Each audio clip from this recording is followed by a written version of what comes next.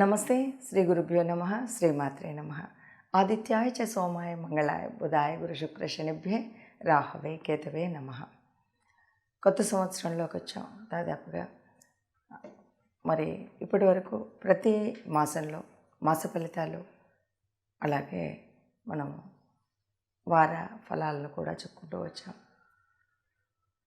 ఇప్పుడు ఏప్రిల్ మాసంగాను, ఈ మాసంలో మనకి ప్రత్యేకించి కొత్త సంవత్సరం ప్రారంభమవుతుంది.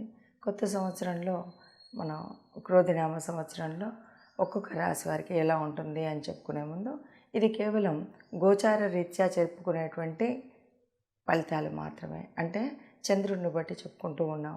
నిజానికి జన్మజాతకంలో ఉన్నటువంటి నక్షత్రాలను బట్టి, నడుస్తున్నటువంటి రాశిని బట్టి, అందులో ఉన్నటువంటి రాసుల యొక్క యోగించేటువంటి లక్షణాలు, లేకపోతే యుతి, ఇవన్నింటిని బట్టి ఉండేటువంటి జాతకంలో కేవలం ఈ గోచార రీత్యా గ్రహాల యొక్క గమనం వల్ల వచ్చేటువంటి ఫలితాలు ఎలా ఉంటాయో మనం ప్రతి మాసంలో చెప్పుకుంటూ ఉన్నాం.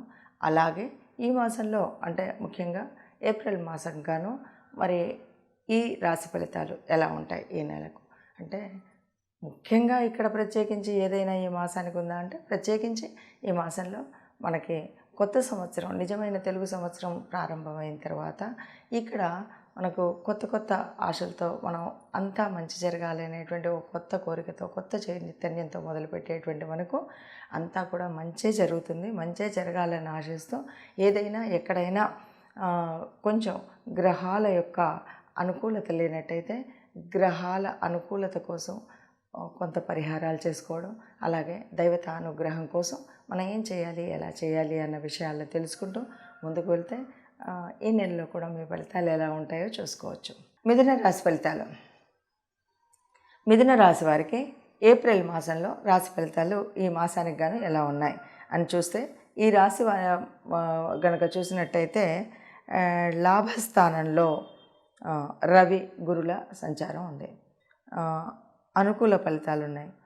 గృహానికి చెప్పాలి అంటే మన ఇంట్లో ఏదో ఒక ఉత్సవ వాతావరణం, ఎప్పుడు కూడా ఆనందంగా, ఒక శుభకార్యం, చుట్టాలు రావడం, అంతా కూడా హడావిడిగా, మనం ఏదో ఒక చిన్న, అంటే ఇంట్లో చిన్న ఫంక్షన్ అవన్నీ కూడా చక్కగా నిండుగా అందరూ కలిసిమెలిసి, లేకపోతే ఇంటికి చుట్టాలు రావడం, లేకపోతే పెద్దవాళ్ళు రావడం, ఇలా ఒక ఆనంద ఉత్సాహాలతో ఒక ఉత్సవం జరుపుకుంటుంటే ఇల్లు ఎలా ఉంటుందో అలా ఉంటుంది అని చెప్పచ్చు.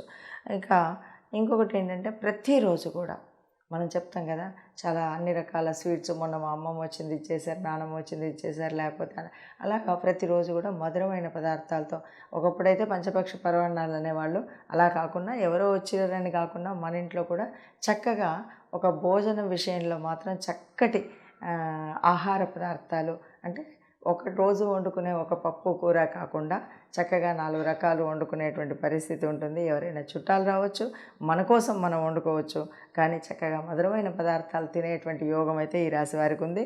ఎటు చూసినా ధనలాభం ఉంది. అంటే మీరు చేసేటువంటి వ్యాపారం కానీ, మీరు చేసేటువంటి పనుల ద్వారా కానీ, మీరు ఇంట్లో ఇంతకు ముందు పెట్టినటువంటి పెట్టుబడుల ద్వారా కానీ చక్కగా ధనలాభం ఉంది. అంటే ఆర్థికంగా బాగుంటుంది. అలాగే ఇంట్లో అన్ని రకాలుగా ఒక చక్కనైన ఉత్సాహకరమైనటువంటి ఉత్సవ వాతావరణం అయితే ఉంటుందని చెప్పొచ్చు. ప్రతిరోజు కూడా నిత్యం ఆనందంగా అందరం సంతోషంగా కూర్చొని తింటామని చెప్పొచ్చు. ఇవన్నీ ఎప్పుడు జరుగుతాయి? మనకి ఏది కష్టం లేనప్పుడు, ఏది నష్టం లేనప్పుడు సుఖంగా, సంతోషంగా, ఆనందంగా ఉంటాం. దీన్ని బట్టి మీకు ఏమర్థమైందంటే, ఈ మాసం అంతా కూడా మీరు సుఖంగా, సంతోషంగా, నష్టాలు లేకుండా ఆనందోత్సాహాలతో చక్కగా బంధుమిత్రుల కలయికతో చక్కగా ఇంట్లో అనుకున్నటువంటి ఆహారాన్ని తింటూ ఆరోగ్యంగా ఉండగలుగుతారని తెలుస్తుంది. మరి విన్నారు కదా, ఇలా గోచార ఫలితాలు చెప్పగానే ఇది మాకు 100% జరగలేదు అని ఎవరు అనుకోకూడదు. కారణం పదే పదే ప్రతిసారి ఎందుకు చెప్తున్నామంటే, ప్రతిసారి కూడా మళ్ళీ కొత్త వాళ్ళు కొత్తగా అసలు మాది ఇలా ఉంది మీకు ఎలా తెలుసు అని కొంతమంది, అసలు మీకు జ్యోతిషం వచ్చా అన్న వాళ్ళు కూడా ఉన్నారు. కారణం ఏంటంటే, ఒక్కొక్కరికి ఒక్కొక్క జన్మజాతకంలో ఉన్నటువంటి వారి యొక్క ఏం జరుగుతుంది, ఏ దశ ఉంది, ఏ అంతర్దశ ఉంది, ఈ దశలో వారికి ఉన్నటువంటి స్థితి ఏంటి, వీటిని బట్టి కొంత ఫలితాలు ఉంటాయి. అయితే గోచారరీత్యా మనం చెప్పేటువంటిది ఈ కోటాను కోట్ల మందిలో కేవలం 30% వరకే ఈ ఫలితం ఉంటుంది అని ముందు నుండి పదే పదే చెప్తూ ఉన్నాం.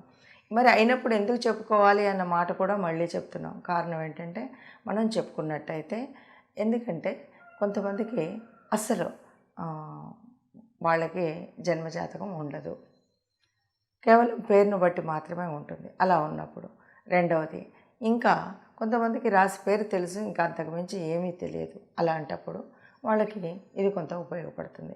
ఇక రెండవది, గ్రహాలు జరుగుతూ ఉన్నప్పుడు జన్మజాతకం ఎలా ఉన్నా ఎంతో కొంత గ్రహాల యొక్క ప్రభావం మానవ శరీరం మీద, ఈ భూమి మీద పడడం అనేటువంటిది మనకు తెలిసినటువంటి విషయం, సైన్స్ పరంగా నిరూపించబడినటువంటి విషయం. ఖగోళ పరంగా గ్రహాల యొక్క అనుకూలత ఉండాలన్నది అందరికీ తెలిసినటువంటి విషయమే. కాబట్టి ఏ ఏ గ్రహానికి మరి ఏ గ్రహం అనుకూలించకపోతే ఏం చేయాలి, అనుకూలిస్తే ఏం చేయాలి అంటే, అనుకూలిస్తే ఆనందంగా ఉంటాం, అనుకూలించినప్పుడు ఆ గ్రహానికి సంబంధించినటువంటి పరిహారాలు ఏంటి, లేకపోతే ఏ స్తోత్రం చదవాలి, ఏ దానం చేయాలి, ఏ దేవాలయానికి వెళ్ళాలి, ఏ దేవుణ్ణి స్మరించాలి, ఈ విషయాలు తెలిసినట్టయితే ఎంతో కొంత మనకు ఒక్కొక్కసారి చాలా కఠినమైనటువంటి పరిస్థితులు ఉంటాయి. ఎలా అంటే, ఓవైపు ఏళ్ళనాటి శని నడుస్తుంది, ఇంకొక వైపు ఇంకొక భయంకరమైనటువంటి స్థితి, భయంకరంగా కుజుడు ఎక్కడో ఉండడం, ఏదో చేయడం. దీనివల్ల ఒక వివాహ లబ్ధిలో కానీ, లేదు వ్యాపారంలో కానీ, లేదు ప్రయాణాలలో కానీ రకరకాలైనటువంటి కలతలు, కల్లోలాలు ఇలా ఉన్నటువంటి సమయంలో మనం చెప్పే విషయం వల్ల ఏదో ఎంతో కొంత ఉపశమనం ఉండి, మనం అయ్యో ఇంకా ఎందుకురా భగవంతుడా ఈ బతుకు అనేటువంటి పరిస్థితి కాకుండా ఎంతో కొంత ఉపశమనం ఉంటుంది. కాబట్టి దాని నుండి బయటపడేటువంటి పరిస్థితి ఉంటుంది. కాబట్టి తెలుసుకోవాలి, అంతే తప్ప ఇది తెలుసుకున్నాము ఇక బెంగపడిపోయాము ఏం చేసినా ఇంతే అనేది కాకుండా, ప్రయత్న లోపం లేకుండా మనం చేయాల్సినటువంటి పనులు చేస్తూనే జాగ్రత్తగా ఉంటాం. ఇప్పుడు మనం ఈ సంవత్సరంలో మనం ముందుగా మనం ఏం చేస్తాం, ఉగాది వచ్చింది అనగానే కందాయ ఫలాలు తెలుసుకుంటాం. కందాయ ఫలాలు తెలుసుకోగానే అయ్యో మొత్తం నాకు నష్టమే ఉంది, ఇంకా లాభం లేదు, నేను ఏం చేసినా రాదు కాబట్టి ఇలాగే ఉంటానన్నది కాదు. నీ శ్రమ కొద్దీ నువ్వు కష్టపడి నువ్వు చేస్తూ, ఎక్కడ నువ్వు అనవసరపు ఖర్చులు ఏవైతే ఉన్నాయో అవి ఖర్చు చేయడం మానేస్తే ఆదాయ వ్యయాలు సరిగ్గానే ఉంటాయి. అవమానం రాజపూజ్యం అని చెప్పుకున్నాం. అవమానం అనగానే అందరూ మనల్ని ఏం పనిగట్టుకొని ఎగతాళి చేయడానికే రారు.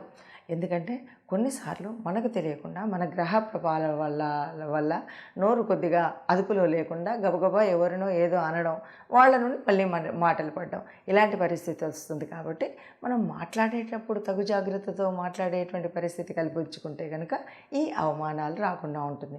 అందుకోసం చెప్పడము. కాబట్టి దీన్ని ఆ రకంగా తీసుకొని తప్పనిసరిగా మీ అందరికీ కూడా ఇది విన్నప్పుడు ఎంతవరకు అవుతుంది, ఎంతవరకు అనుగుణంగా ఉంది, ఎంతవరకు లేదు అనేటువంటి విషయాన్ని కూడా మీరు కామెంట్ రూపంలో పెట్టండి. నిజంగా ఊరికే ఒక శత్రుత్వం వీరెవరు చెప్తున్నారు వీరు చెప్తున్నారా అనేటువంటి భావంతో కామెంట్స్ కాకుండా, చెప్పినప్పుడు ఏది నచ్చింది, నచ్చితే లైక్ చేయండి, నచ్చకపోతే కూడా ఇది బాలేదు అనే విషయాన్ని స్పష్టంగా మీ కామెంట్ రూపంలో పెట్టండి.